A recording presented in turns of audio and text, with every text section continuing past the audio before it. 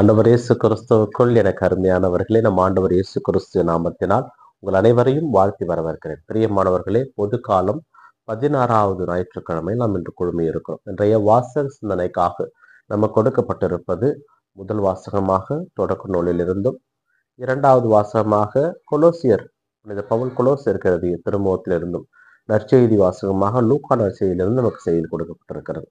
இந்த 3 வாசகங்களையும் நாம் ஒருங்கே இணைத்து சிந்திக்கின்ற பொழுது 3 வாசகங்களும் ஏறத்தாழ நம்ம கொடுக்கின்ற ஒரு உண்மை செய்தி உடனிருப்பு. ஆண்டவரோடு நாம் உடன் இருக்க வேண்டும். அதுதான் இந்த உலகில் நமக்கு தேவை. நம்முடைய வாழ்விலே எதை நாம் பெற்றுக்கொண்டால் வளமோடும் நலமோடும் இருக்க முடியும் என்பதை நாம் தியானித்து பெற்றுக்கொள்பவையே நம்மை வழிநடத்தும். முதல் வாசகத்திலே ஆபிரகாமுக்கு கடவுள் தோன்றுகிறார். 3 கடவுள். இந்த விவிலியத்திலே அதை தான் முதலாக 3 கடவுள் தோன்றியதாக சொல்லுகிறார்கள். இந்த 3 கடவுளும் அங்கே ஒருங்கே தேவதாரு மரத்தின் அருகே ஆபிரகாமை சந்திக்கிறார்கள். அங்கே ஆண்டவர் அவர்களுக்கு சிறந்த விருந்தோம்பல் செய்கிறார். ஆபிரகாம் நல்ல விருந்தோம்பல் கொடுக்கிறார், ஆனால் உடன் இருக்கிறார். அதுதான் இந்த இடத்துல மிகவும் முக்கியமானது. ஏனென்றால் நமது கலாச்சாரத்திலே விருந்தோம்பல் என்பது மிக முக்கியமான இடத்தை பிடிக்கிறது. ஆண்டவர் இயேசு கிறிஸ்து சொல்லுவார், என்னுடைய சீடர் என்பதால் உங்களுக்கு ஒரு கிண்ணம் தண்ணீராவது கொடுப்பார்கள். விருந்தோம்பல் என்பது இறைவனை உபசரிப்பது, வந்தோரை நாம் வரவேற்று அவர்களுக்குரியதை கொடுப்பது.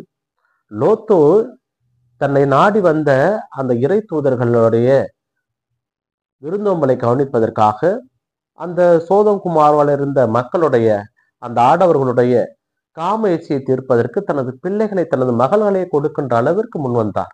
ஏனென்றால் விருந்தோம்பல் அந்த அளவுக்கு முக்கியம். ஏனென்றால் யூத சமுதாயத்திலே ஒருவரை நாம் தேடி செல்கின்ற பொழுது அவர்கள் உங்களை உபசரிக்க விதம்தான் அவரை பற்றி மற்றவர்களுக்கு எடுத்து கூறும். நான் யார் என்பது என்னுடைய செயல்பாட்டில் தான் தெரியும். அதை போலத்தான் ஆபிரகாம் ஆண்டவரை அமர வைத்து உபசரிக்கிறார். இங்கே ஆண்டவர் ஆசீர்வாதமும் கொடுக்கிறார். இறைவனுடைய அருகிலே இருந்து அவருடைய காலடியிலே அமர்ந்து அவர் சொல்வதை நாம் கேட்கின்ற பொழுது அவர் நமக்கு உண்டான ஆசீர்வாதத்தை கொடுப்பார். இந்த விருந்தோம்பலை கொடுப்பது நம்முடைய கடமை. ஆனால் கொடுக்கின்றவர் எவரும் பெற்றுக்கொள்வார்கள் என்கின்ற ஒரு செய்தியை என்ற முதல் வாசகம் கொடுக்கிறது. வெறும் கையராய் அல்ல. ஆண்டவர் தன்னை நாடி வருகின்றவரை வெறும் கையராய் அனுப்பிவிடவே மாட்டார். ஆபிரகாமுடைய நிலை ஆண்டவருக்கு தெரியும். சாராவுக்கு குழந்தை இல்லை என்பதும் அவருக்கு தெரியும். ஆனாலும் அந்த விருந்து உபசரிப்பிலே ஆண்டவர் மகிழ்கிறார். அத்தோடு மட்டுமல்ல, ஆண்டவரோடு ஆபிரகாம் உடன் இருக்கிறார். அவரோடு அமர்ந்திருக்கிறார். அவருடைய பாதத்திலே இருக்கிறார். அப்பொழுது இளமையிலே காலத்தில் நான் திரும்ப வருவேன், அப்பொழுது உனக்கு ஒரு குழந்தை இருக்கும் என்று வாக்களித்து விட்டு செல்கின்றார். பிரியமானவர்களே, கடவுளோடு உடன் இருப்பதுதான் நாம் ஆசீர்வாதம் பெற்றுக்கொள்வதற்கான எளிய வழி என்பதை முதல் வாசகம் எடுத்து கூறுகிறது. உன்னுடைய சின்னப்பெரும் கொலோசியருக்கு எழுதிய திருமுகத்திலே இதே செய்தி ஏறத்தாழ கூறுகிறார். இறைவனுடைய மாட்சியை எடுத்து அறிவிக்க என்னை திருத்தூதராக அவர் நியமித்தார். ஏறத்தாழ ஒரு மாட்சியை பற்றி நான் அறிவித்துக் கொண்டிருக்கிறேன். அதை நீங்கள் உணர்ந்து கொள்ள வேண்டும். உணர்ந்து கொள்வதோடு மட்டுமின்றி அதை நீங்கள் ஏற்றுக்கொண்டு அறிக்கையிட கடமைப்பட்டிருக்கிறீர்கள் என்ற வார்த்தையை இங்கே பயன்படுத்துகிறார். கிறிஸ்து இயேசுவின் மிக பிரியமானவர்களே, நாம் கடவுளை எந்தெந்த வகையில் அனுபவித்திருக்கிறோம், எனக்கு என் வாழ்வில் கடவுள் யார் என்பதை நாம் சிந்திக்க கடமைப்பட்டிருக்கிறோம். நம்மை பொறுத்தவரை கடவுள் என்பவர் நம் தேவைக்கு உதவுகின்றவர். அப்படித்தான் பலர் நினைத்துக் கொள்கிறார்கள். ஏனென்றால் பலர் தங்கள் வீட்டிலே தங்களுக்கு உண்டான வேலைகளை செய்து கொண்டிருக்கிறார்கள். ஞாயிற்றுக்கிழமை கூட கடவுளை சந்திக்க வர அவர்களுக்கு விருப்பம் இல்லை, நேரம் இல்லை. 10 ரூபாய் காசு இன்னும் இனமாக கிடைத்தால் கடவுளையும் மறந்து விடுகிறார்கள். இந்த சூழ்நிலையிலே எனக்கும் கடவுளுக்கும் என்ன உறவு என்பதை நாம் யோசிக்க கடமைப்பட்டிருக்கிறோம். ஏனென்றால் கடவுள் நம்மை படைத்திருக்கிறார், நம்மை பராமரித்து கொண்டிருக்கிறார், நம்மோடு வாழ்ந்து கொண்டிருக்கின்றார். நாம் நடக்கின்ற ஒவ்வொரு அடியும் அவரால் தான் நடக்கிறது. அனைத்தும் நமக்கு தெரியும். ஆனாலும் கடவுளிடம் வருவதற்கு மனம் ஏனோ மறுக்கிறது. இன்றைய காலகட்டத்திலே பெற்றோர்கள் பிள்ளைகளை டியூஷனுக்கு அனுப்புகிறார்கள். நல்ல மதிப்பெண் பெற வேண்டும், காலையில் 5 மணிக்கு எழுப்பி விட்டு பாடம் படி என்று பிள்ளைகளுக்கு சொல்லிக் கொடுக்க தயங்காத பெற்றோர்கள் காலையிலே எழுந்து விவிலியம் படி, இரவு உறங்குவதற்கு முன்பதாக விவிலியம் படி, காலையிலே திருப்பலி செல், பெரியவர்களை மதி. இது போல இறைவனுக்கு உரியவற்றை செய்ய மறுப்பதனுடைய காரணம் என்ன என்பதை நாம் அறிந்து கொள்ள கடமைப்பட்டிருக்கிறோம். ஏனென்றால் இந்த உலகம் கன்சியூமரிஸ்ட் வேர்ல்டு, நுகர்வோர் கலாச்சாரம் மிகுந்த உலகம், மெட்டீரியலிஸ்ட் வேர்ல்டு, உலக பொருள் சம்பந்தமான உலகம் இது. ஏனென்றால் பொருளை தான் மக்கள் பார்க்கிறார்கள். உயிரில்லாத AC, fridge, washing machine, TV இவைகளுக்கு அவர் கொடுக்கின்ற முக்கியத்துவம் தான் இன்று அதிகமாக இருக்கிறது. உயிரோடு இருக்கின்ற கடவுளுக்கு மரியாதை என்பது குறைந்து கொண்டே இருக்கிறது. இக்கால சூழ்நிலையிலே உனது சின்னப்பருடைய வார்த்தையை நாம் நினைத்து பார்க்க கடமைப்பட்டிருக்கிறோம். ஆண்டவர் தன்னுடைய மாட்சி அறிவிக்க திருத்தூதனாக என்னை தேர்ந்தெடுத்தார். அதை நான் அறிவித்தேன்.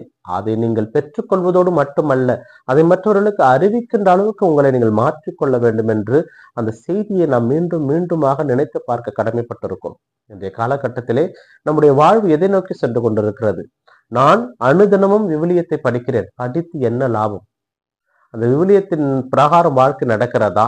விவிலியம் ஒன்றும் புத்தகம் அல்ல, கதை புத்தகம் அல்ல, நேரத்தை கடத்துவதற்கு. அது இறைவன் உங்களோடு உரையாடுகின்ற நேரம், கடவுள் உங்களோடு உரையாடுகின்ற ஒரு வரம். அந்த வரத்தை நீங்கள் பயன்படுத்த கடமைப்பட்டிருக்கிறீர்கள். எப்படி பிள்ளையை ஒருவர் வளர்க்கிறார் என்பது அந்த பிள்ளையினுடைய வளர்ப்பிலே தெரியும். ஞாயிறு திருப்பலிக்கு ஒரு பிள்ளை வர விரும்பவில்லை என்றால் அந்த குடும்பத்தில் யாரும் ஞாயிறு திருப்பலிக்கு வந்தது இல்லை என்றுதான் அர்த்தம். இறைவனோடு பேச நீங்கள் தயார் இல்லை என்றுதான் அர்த்தம். பெற்றுக்கொண்ட நன்மைக்கு நன்றி சொல்ல நீங்கள் மறந்தவர்கள் என்றுதான் நினைக்க வேண்டும். ஏனென்றால் இன்றைய காலம் அப்படி இருக்கிறது. எது தேவை என்பதை நாம் அறிந்து செயல்பட அழைக்கப்படுகிறோம். ஆபிரகாமுக்கு ஆண்டவரோடு இருப்பதுதான் ஆசீர்வாதம் என்பதை அவர் அறிந்து கொண்டார். ஆண்டவரோடு இருந்தார், ஆசீர்வாதம் பெற்றுக்கொண்டார். இந்த நற்செய்தி வாசகம் ஏறத்தாழ அதே கருத்து அமர்வுகளை தான் கொண்டிருக்கிறது. மார்த்தா மரியா. மார்த்தா ஆண்டவரை வீட்டிலே வரவேற்று ஆண்டவருக்குரிய காரியங்களை செய்ய ஆரம்பித்து விடுகிறார். பரபரவென்று இருக்கிறார் மார்த்தா. ஆண்டவருக்கு ஏதாவது செய்து கொடுத்து விட வேண்டும், நல்ல உபசரிக்க வேண்டும் என்று இப்படி ஓடிக்கொண்டிருக்கிறார். ஆனால் மரியா ஆண்டவருடைய பாதத்திலே அமர்ந்து விடுகிறார். அப்பொழுது மார்த்தா ஆண்டவரிடம் சொல்லுகிறார், ஆண்டவரே பாரும், நான் தனியாக வேலை செய்து கொண்டிருக்கிறேனே.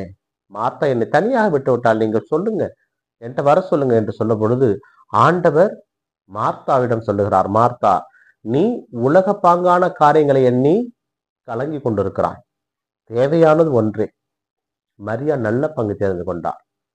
விருந்து உபசரிப்பது அவசியம்தான், வந்தவரை கவனிக்க வேண்டியது அவசியம்தான். அதற்கு மேல் ஒன்று உண்டு, இறை வார்த்தையை கேட்பது. மனிதர் அப்பத்தினால் மட்டுமல்ல, கடவுளுடைய வாயிலிருந்து வரும் ஒவ்வொரு சொல்லினாலும் உயிர் வாழ்கிறான். அங்கே அமர்ந்திருக்கின்றவர் மிகப்பெரியவர், இறைவனுடைய வார்த்தையை அறிவிக்க தகுதி பெற்றவர், கடவுளுடைய மகன். அப்படி இருக்கின்ற பொழுது அங்க உணவு பெரிதல், அங்கே ஆசீர்வாதம் தான் பெரியது.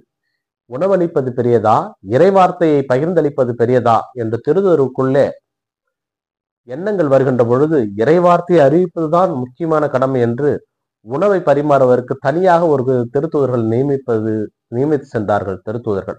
ஆனால் இறைவனுடைய வார்த்தையை அறிவிப்பதுதான். ஏனென்றால் எல்லா இடங்களிலும் நம் ஆண்டவர் இயேசு கிறிஸ்து இந்த வார்த்தையை பயன்படுத்தி கொண்டே இருப்பார். தந்தையே, நீயும் நானும் ஒன்றாய் இருப்பது போல இவர்களும் நம்மோடு ஒன்றாக இருப்பார்களாக, இந்த வார்த்தையை பயன்படுத்துவார். இறைவனோடு இருப்பதுதான் நமக்கு ஆசீர்வாதம். இயேசு கிறிஸ்து 72 பேரை நியமித்து அவரிடம் சொன்ன வார்த்தை என்னவென்றால், நீங்கள் என்னோடு இருக்கவும் எனது நற்செய்தியை அறிவிக்கவுமே உங்களை நான் தேர்ந்தெடுத்தேன் என்று சொல்லுவார். அவரோடு இருப்பது, ஆண்டவரோடு இருப்பதுதான் நமக்கு அழகு. கிளையோடு இணைந்திருக்கின்ற கொடி போல நாம் இருக்க அழைக்கப்படுகிறோம். கிளையோடு இணைந்தாலன்றி நாம் பலன் தர முடியாது. அதுபோல என்னை பிரிந்து உங்களால் ஒன்றுமே செய்ய முடியாது என்கின்ற வார்த்தையை ஆண்டவர் கொடுத்திருக்கிறார். கிறிஸ்துவ சொல்லுங்க பிரியமானவர்களே, நாம் கடவுளை பிரிந்து ஒன்றுமே செய்ய முடியாது. என்னிடம் கோடிக்கணக்கில் பணம் இருந்தாலும், என்னிடம் 1000 வேலையாட்கள் இருந்தாலும், என்னிடம் மிகப்பெரிய வீடு இருந்தாலும், கார் இருந்தாலும், கடவுளை பிரிந்து நம்மால் ஒன்றும் செய்ய முடியாது. இன்று இரவே எனது உயிர் எடுக்கப்படுமாயின் என்னுடைய நிலை என்ன என்பதை நாம் அறிந்திருக்க கடமைப்பட்டிருக்கிறோம். அதனால் எது தேவை என்பதை நாம் அறிய கடமைப்பட்டிருக்கிறோம். கடவுள் நமக்கு தேவை. அந்த கடவுளை பிரிந்து நம்மால் ஒன்றுமே செய்ய முடியாது. வாழுகின்ற வரை கடவுளுக்காக வாழ முயற்சி செய்வோம். அந்த கடவுள் மாத்திரமே இந்த உலகத்தில் நிரந்தரம். பெற்ற தாயும் பெற்ற தந்தையும் உடன் பிறந்த சகோதரனும் சகோதரியும் உடன் வர மாட்டார்கள். கடவுள் ஒருவரே நம்மோடு வருவார். இந்த உலகத்திலே நமக்கானவர் அவர் ஒருவர் மாத்திரமே. அவர் வார்த்தையை மாற்றி பேச மாட்டார். அவர் நமக்கானவர். நம்மை விட்டு விலகி செல்ல மாட்டார். நாம் எந்த நிலையில் சென்றாலும், எந்த நிலையில் இருந்தாலும் அவர் நம்மோடு கூட இருப்பார். ஏனென்றால் அவர் நம்மை அன்பு செய்கிறார். அவருடைய அன்பு மாத்திரமே இந்த உலகத்திலே நிரந்தரமான அன்பு. அந்த அன்பு நமக்கானது மாத்திரமே. இந்த உலகத்திலே கொடுத்த வாக்கை இதுவரை விலகாதவர், மாறாதவர் நம் ஆண்டவர் ஒருவர் மாத்திரமே. இந்த மனித இனம் கடவுளுடைய வார்த்தையை தனதாக்கி கொள்ளும். கடவுளுடைய ஆசீர்வாதத்தை பெறுகின்ற வரை மாலை போட்டுக்கொண்டு வேளாங்கண்ணி வரை நடக்கும். ஆனால் அந்த நாள் முடிந்தவண்ணே பழைய குருடி கதவு திரடி என்று வாழ்வை மாற்றிக்கொள்ளும். ஆண்டவர் அப்படி கிடையாது. அவர் தன்னை நோக்கி வந்தவர்களை ஒருபோதும் வெறுங்கையாய் அனுப்ப மாட்டார். நமக்கு என்ன தேவை என்பதை நாம் அறிந்திருக்க கடமைப்பட்டிருக்கிறோம். மார்த்தா ஆண்டவருடைய பாதத்திலே அமர்ந்தார். மரியா ஆண்டவருடைய பாதத்திலே அமர்ந்தார், ஆசீர்வாதம் பெற்றுக்கொண்டார். ஆபிரகாம் ஆண்டவருடைய பாதத்திலே அமர்ந்தார், ஆசீர்வாதம் பெற்றுக்கொண்டோம். நம்மையும் ஆண்டவர் அழைக்கிறார். அவருடைய பாதத்திலே அமர வேண்டும். அவர் பாதத்திலே அமர்ந்தால் மாத்திரமே நமக்கு ஆசீர்வாதம் கிடைக்கும். ஏனென்றால் இந்த உலகத்திலே எதையும் கொடுக்க ஆண்டவரால் முடியும்.